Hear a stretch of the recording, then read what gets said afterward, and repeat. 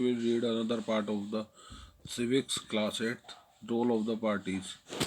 So in our country there are the several parties. Some parties like Congress, Bharatiya Janata Party, BJP, Communist Party of India, etc. are now the national parties. ये सभी राष्ट्रीय पार्टियां हैं.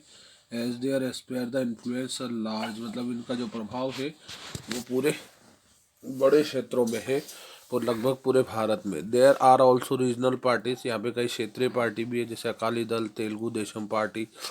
ये सब जो है लिमिटेड है और इनका प्रभाव जो है एक स्पेसिफिक रीजन तक है.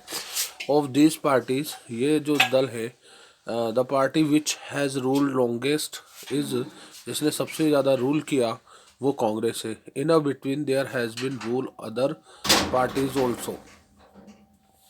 In recent time, however, it is a coalition government has become the norm as the no national party has managed the get clear cut majority in the parliament. यानी कि अभी जो है अभी रिसेंट टाइम में जो है कई सारी पार्टियां ऐसी है जिन्होंने क्लियर मेजोरिटी नहीं बना पाई है.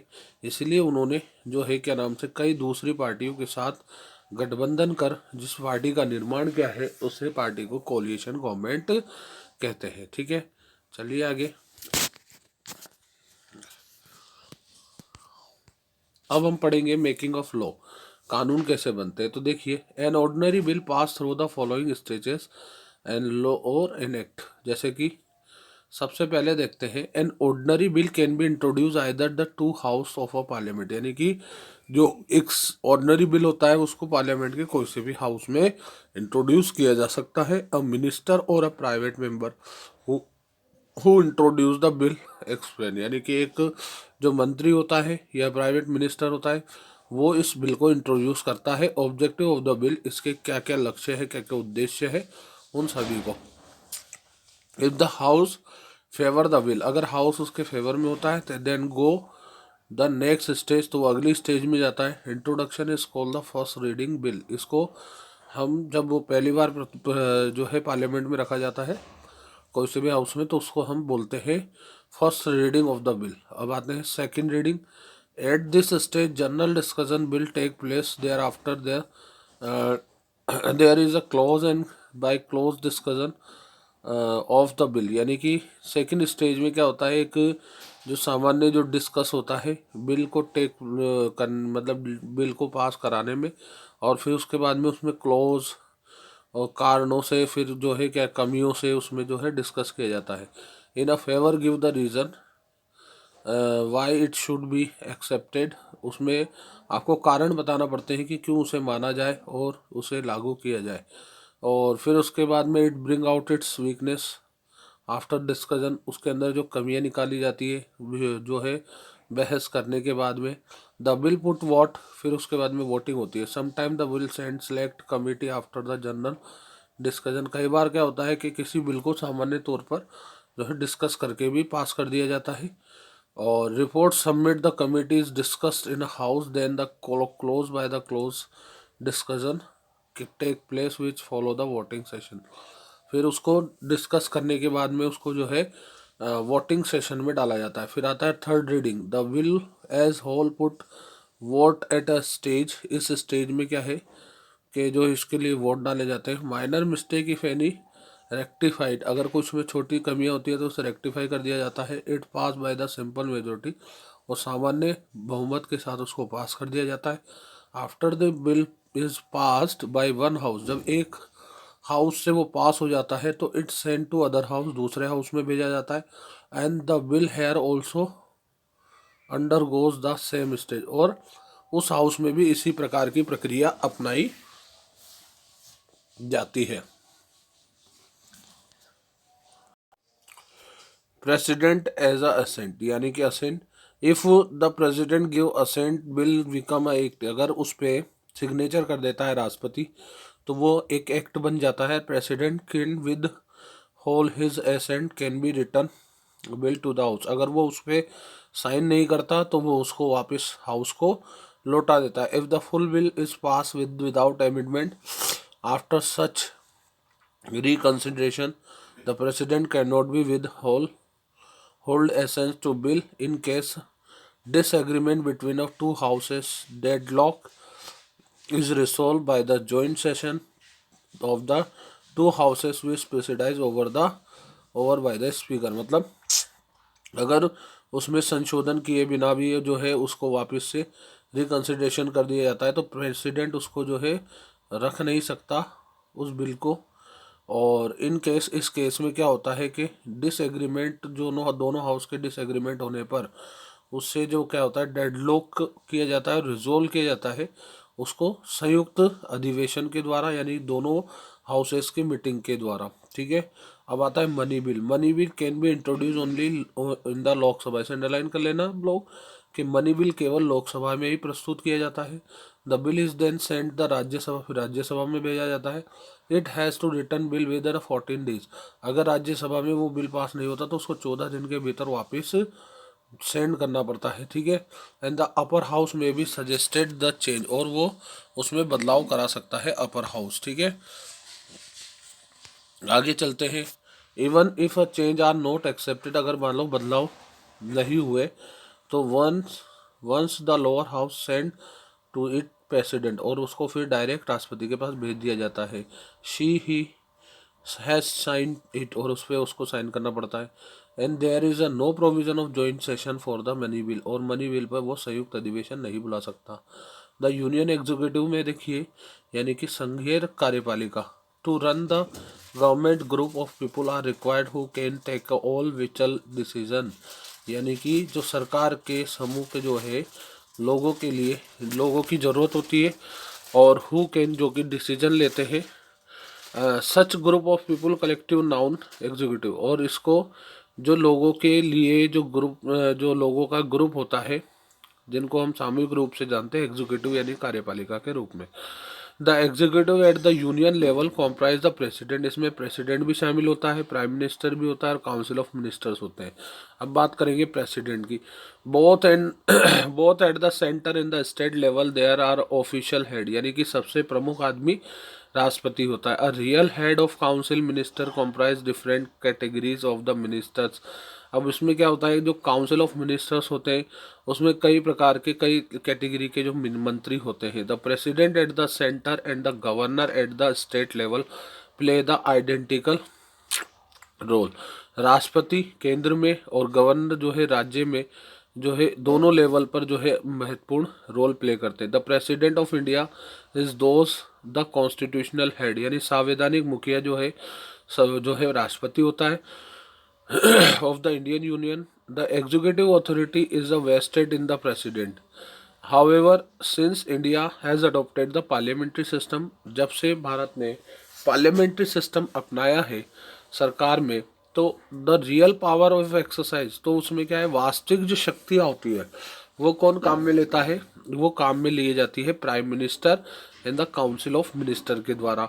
It is the obligatory and the part of the president exercise all power on the advice of the prime minister। जो राष्ट्रपति सारी शक्तियों को काम में लेता है वो प्रधानमंत्री की सलाह से या काउंसिल मिनिस्टर की सलाह से, मंत्री परिषद की सलाह से ही काम लेता है। प्रेसिडेंट के लिए जो क्वालिफिकेशन चाहिए क्या है, सेम क्वालिफिकेशन है जो सब में है। देखो पहली क्या है, citizen of India, 35 years age, qualified member of Lok Sabha and, यानी कि वो लोकसभा का सदस्य बनने की योग्यता रखता है। और वो क्या है, किसी भी सरकार के राजकार्य कामों पर या जो है सेंट्रल या स्टेट गवर्नमेंट के अंडर काम नहीं करना चाहिए। और he she should not be member of the parliament state legislative, और वो क्या है जो है राज्यसभा यानी राज्य में जो विधानसभाएं होती है उनका सदस्य नहीं होना चाहिए। अपॉइंटमेंट, अब अपॉइंटमेंट कैसे होता है, president of India elected indirectly, यानी कि अप्रत्यक्ष रूप से उसका निर्वाचन किया जाता है जिसको इलेक्टोरल कॉलेज बोलते हैं। देखिए इलेक्टोरल कॉलेज क्या है, consist the elected member of both houses. इसमें क्या होता है, जो निर्वाचित सदस्य भाग लेते हैं किसमें, जो उसके जो चुनाव करने वाले जो है राष्ट्रपति का, उसमें क्या है जो दोनों हाउसेस के इलेक्टेड मेंबर जो निर्वाचित सदस्य होते हैं पार्लियामेंट में, मेंबर ऑफ पार्लियामेंट या एमपी जिन्हें हम बोलते हैं, और वो क्या करते हैं, and the elected member of legislative assembly, और राज्यों की विधानसभाओं के निर्वाचित सदस्य जैसे MLA, they elect the president by the casting their vote, और वो वोट डालते हैं उसके लिए और उनका निर्वाचन करते हैं। इसका मतलब क्या हुआ, हम राष्ट्रपति का प्रत्यक्ष रूप से चुनाव नहीं करते, बल्कि जनता के द्वारा निर्वाचित सदस्यों के द्वारा, चाहे वो विधानसभा के हों, चाहे वो राज्यसभा लोकसभा के हों, राज्यसभा के हों, दो इन सभी के निर्वाचित सदस्य उसके लिए वोट डालते हैं। अब इसका कार्यकाल देखिए, टेन्योर, तो देखिए the president elect for the term of the 5 year, उसको 5 साल के लिए चुना जाता है। Can be re-elected for the second term, उसको दूसरी बार भी इलेक्ट किया जा सकता है। He can resign from office by the addressing letter resignation to vice president, और वो अपना इस्तीफा किसे देता है, उपराष्ट्रपति को, भारत के उपराष्ट्रपति को। Who then convey letter to speaker of the Lok Sabha, the president can be removed from office only through the constitutional procedure called the impeachment। यानी कि जो संविधान मतलब संविधान में एक व्यवस्था की गई है, केवल उसी के माध्यम से जो है राष्ट्रपति को जो है अपने ऑफिस से उसको हटाया जा सकता है, अपने पद से उसको हटाया जा सकता है, उसे बोलते हैं इम्पीचमेंट, यानी कि महाभियोग के द्वारा। इसके सैलरी अलाउंस कितने होते हैं, जो सैलरी प्रेसिडेंट की होती है वो 5 लाख रुपए होती है पर मंथ, 5 लाख, ठीक है। She he entitle the other allowances permissible by the law force for the time to time, यानी कि और जो बाकी दूसरे अलाउंस है वो भी लगते हैं कानून के अनुसार। आगे इम्पीचमेंट क्या होता है, देखो, the president can be impeachment only the violation of the constitution, संविधान का उल्लंघन करने पर ही उसमें महाभियोग की प्रक्रिया लगती है। The impeachment process can be started by the other 2 houses of the parliament, यानी कि इसकी प्रक्रिया शुरू होती है जो है हमारे पार्लियामेंट के 2 सदनों में। The process of impeachment include the following step, इसमें कुछ स्टेप्स फॉलो करनी पड़ती है। Specific charge have be brought against him, यानी कि उसके लिए विशेष जो कुछ उस पर जो चार्जेस लगे हैं वे होना चाहिए। And here by 2/3 majority of the house, यानी कि 2/3 बहुमत से वो साबित होने चाहिए। The other house investigate the charges, और दूसरा हाउस उस पर क्या है, उसकी जांच पड़ताल करता है। If the investigating house also passes resolution with the 2/3 majority तो sustaining the charge the president is remove, और अगर मान लो वो चार्जेस उस पर साबित हो जाते हैं तो उस स्थिति में 2/3 बहुमत से, तो उस स्थिति में उस राष्ट्रपति को हटा दिया जाता है, ठीक है। पावर ऑफ द प्रेसिडेंट, राष्ट्रपति की शक्ति है। The president of exercise executive, legislative, judicial, financial and the emergency powers delineated in the constitution, यानी कि हमारे राष्ट्रपति, भारत के राष्ट्रपति को जो है शक्तियाँ जो दी गई है उसमें कार्यपालिका शक्ति, विधायी शक्ति, जुड़ी न्यायिक शक्ति या वित्तीय शक्ति, और इसके अलावा संकट काल की शक्तियाँ दी गई है, ठीक है। उन्हीं को हम पढ़ेंगे इसमें। तो देखिए इसमें देखिए हम सबसे पहले एग्जीक्यूटिव पावर पढ़ेंगे। All the decision are carried in the name of the president, यानी कि जितने भी निर्णय लिए जाते हैं वो राष्ट्रपति के नाम पर ही लिए जाते हैं। She he must be kept informed to all decision cabinet ministers, तो वो क्या है कि मतलब वो जो भी अपने फैसले लेता है वो कैबिनेट मिनिस्टर्स या बाय द प्राइम मिनिस्टर के जो सूचित सूचना से ही लेता है। आगे देखो, प्रेसिडेंट में also call the information from the various department of the government, यानी कि जो है क्या नाम से जो संविधान जो राष्ट्रपति है वो किसी भी डिपार्टमेंट से, सरकारी डिपार्टमेंट से वो क्या कर सकता है, किसी भी प्रकार की सूचना मांग सकता है। He she is the supreme commander of the defence force, वो तीनों सेनाओं का सुप्रीम कमांडर होता है। और इसके अलावा the president receive the ambassador and the diplomatic personal of the foreign countries as well as, और वो क्या होता है, एम्बेसडर होता है किसका, जो विदेशी जो देश दूसरे देशों से जो है उसके संबंध होते हैं। आगे देखो, all the important appointment are done, और वो कुछ नियुक्तियां भी करता है president. He she appoint by the he she appoint the prime minister, वो प्रधानमंत्री की नियुक्ति करता है। On the advice of the prime minister appoint the other ministers, वो प्राइम मिनिस्टर की सलाह पे दूसरे मंत्रिपरिषद के जो है क्या नाम से नियुक्ति करता है। आगे देखिए, ही अपॉइंट द गवर्नर, वो राज्यपाल का नियुक्ति करता है। अटॉर्नी जनरल ऑफ इंडिया, और इसके अलावा comptroller, auditor of India, chairman and the member of the union public service commission, chief जो है chief election commissioner, chief justice supreme court and high court, and the ambassador, यानी कि जो जिसको हम बोलते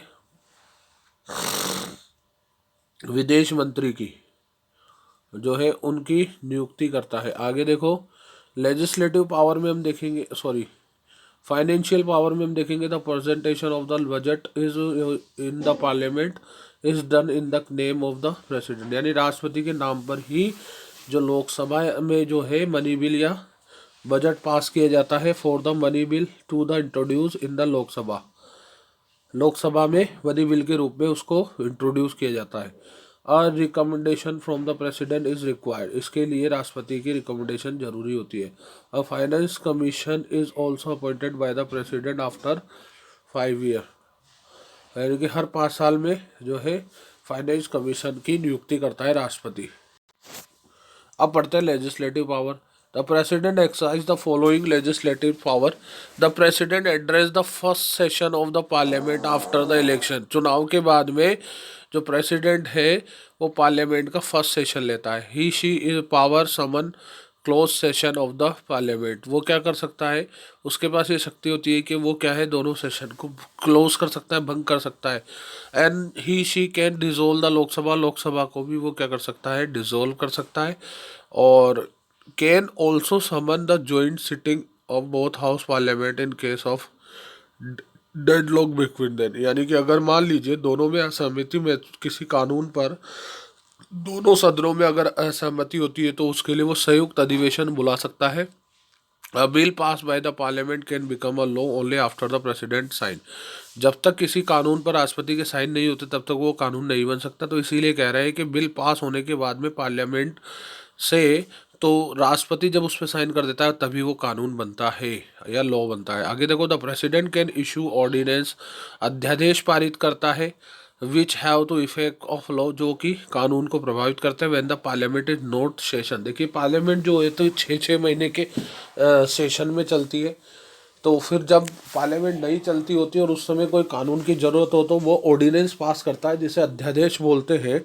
और वो अध्यादेश जो है जब सेशन स्टार्ट हो जाता है 6 महीने बाद तो उसको वो जो है पार्लियामेंट से पास कराकर कानून बनाना पड़ता है।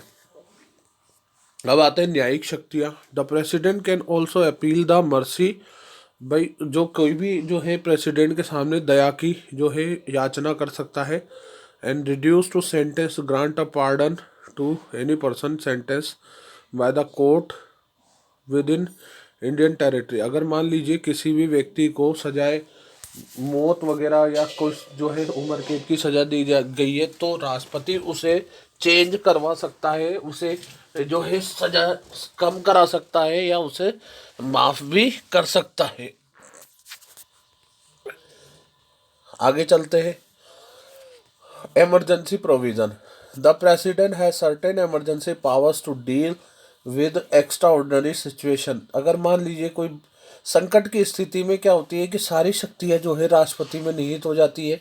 अब जैसे इसमें जो इमरजेंसी वो 3 टाइप की होती है, 3 टाइप की होती है। जैसे national emergency, if a president think that a security of the country is threatened by the war, अगर मान लीजिए युद्ध की स्थिति उत्पन्न होती है बाह्य आक्रमण से या फिर बाह्य आक्रमण क्या, अगर आंतरिक रूप से युद्ध की स्थिति बनती है, क्रांति, या फिर जो मान लीजिए राज्य में जो है शासन चला पाना मुश्किल हो रहा है, तो उस स्थिति में क्या होता है कि जो सारी शक्तियां हैं वो राष्ट्रपति के पास चली जाती है और वहाँ पे राष्ट्रपति शासन लागू किया जाता है पूरे देश में।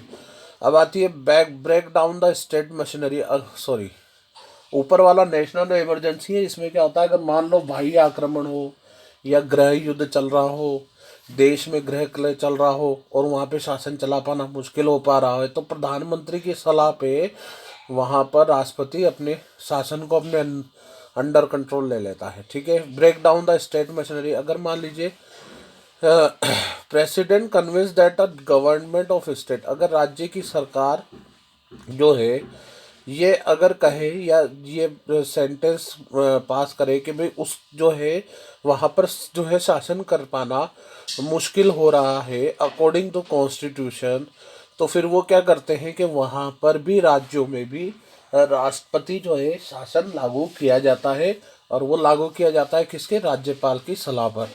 आगे देखो फाइनेंशियल क्राइसिस, अगर देश में वित्तीय आपात हो, यानी कि अगर मान लीजिए देश की स्थिति जो है वो वित्तीय तौर पर या पैसों के आधार पर जो है खराब हो रही है, और उस स्थिति में भी शासन कर पाना मुश्किल हो रहा है, तो उस स्थिति में राष्ट्रपति शासन को अपने हाथों में ले लेता है और उसे बोलते हैं फाइनेंशियल क्राइसिस। ठीक है, आगे चले।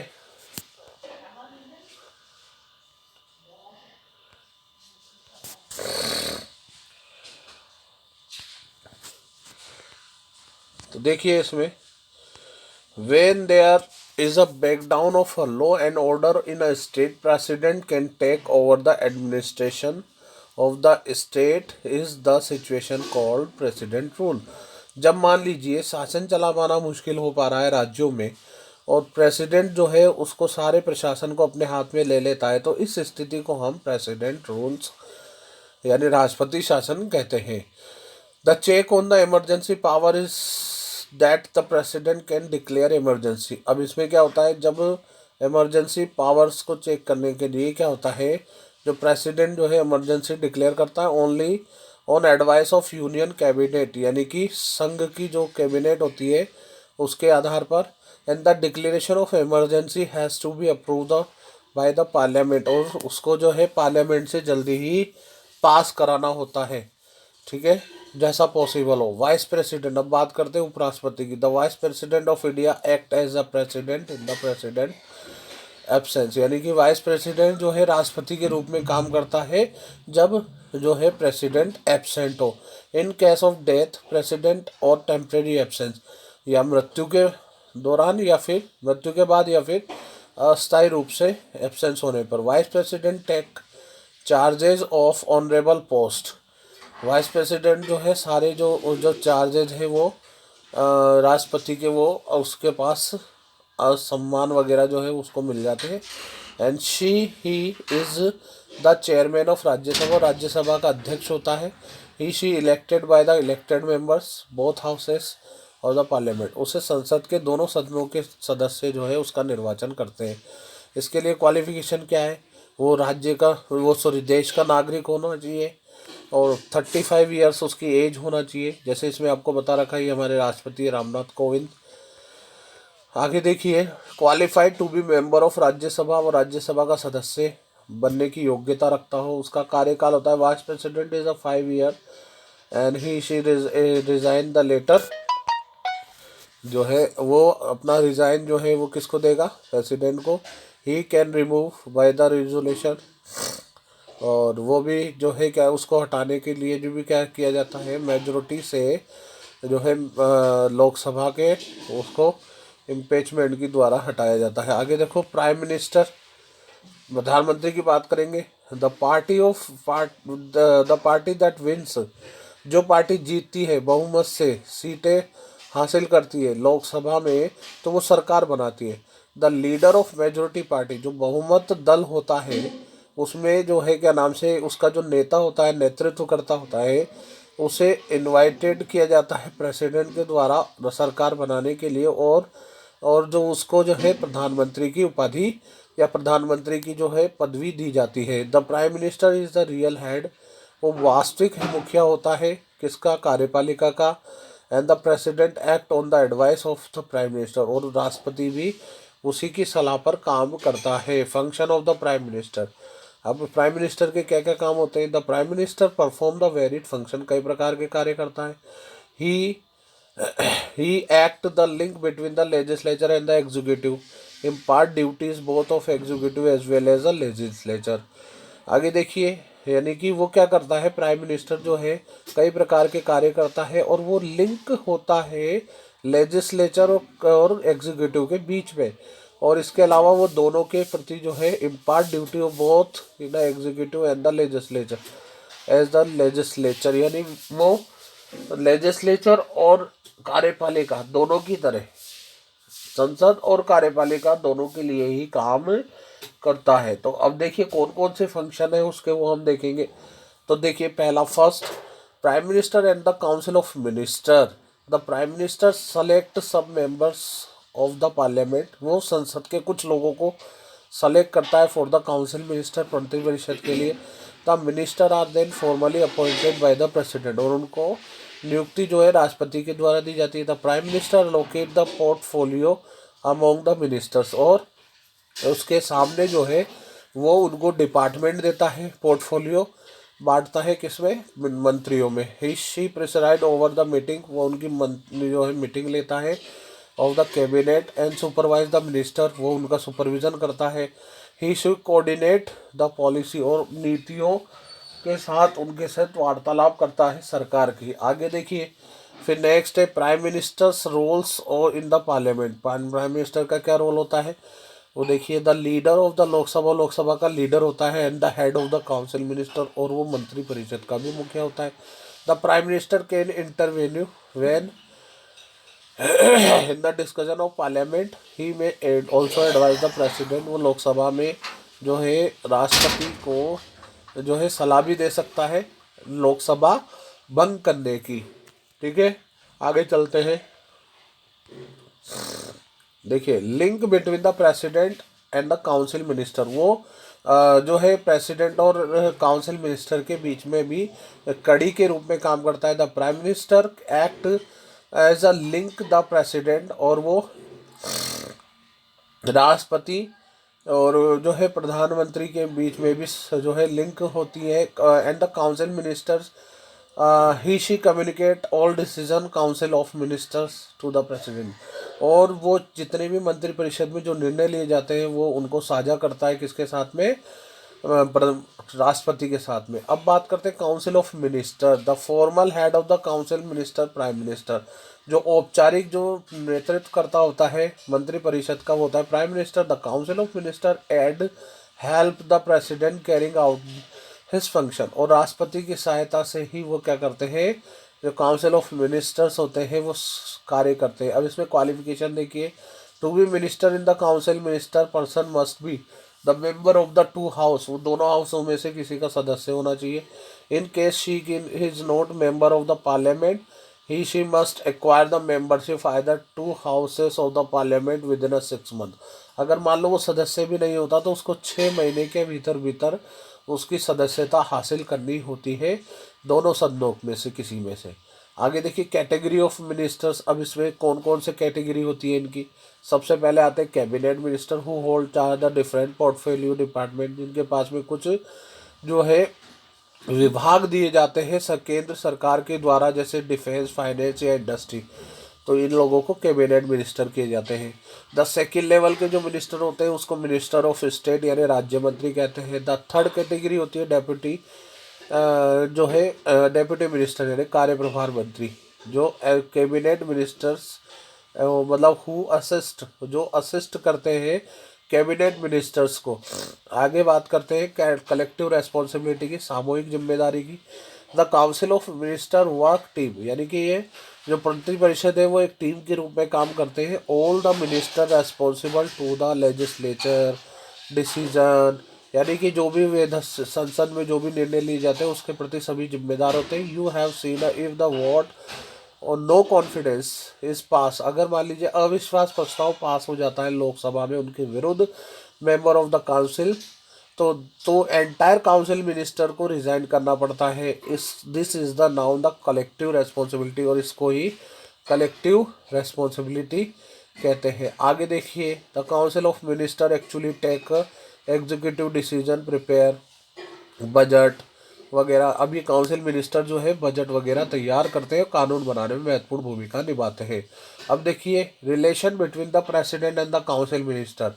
अब इसको हम विस्तार से पढ़ेंगे थोड़ा सा कि भाई जो काउंसिल ऑफ मिनिस्टर और जो है क्या नाम से प्रेसिडेंट के बीच में क्या संबंध होते हैं। तो देखिए article 74 of our 1950 constitution state there shall be council minister within a prime minister at head at the the president exercise his function, यानी कि राष्ट्रपति को सलाह देने के लिए जो है एक जो संगठन बनाया गया जिसे मंत्रिपरिषद कहा जाता है, और इसका उल्लेख जो है अनुच्छेद 74 में किया गया जब हमारा संविधान जो है लागू किया गया। तो ये 1950 में ऐसा किया गया था। आगे देखो कंट्रोवर्सी एरोज क्यों इनफ 1954, क्योंकि इसके लिए 1954 में एक कंट्रोवर्सी हुई थी when the prime minister Jawaharlal Nehru and the president Rajendra Prasad tell fell out the each other the Hindu code bill. The issue was referred to the Attorney General Steward doctor Rajendra Prasad. चलिए ये केस स्टडी हम इसको बाद में पढ़ेंगे, और अब इसके जो कुछ क्वेश्चन आंसर्स और जो है ये जो केस स्टडी रह गई है हम इसको थोड़ा बाद में पढ़ेंगे, क्योंकि वीडियो बड़ा हो जाएगा तो समझ में आने में जो है परेशानी होगी, तो इसलिए हम आगे पढ़ेंगे बाद में। Thank you very much.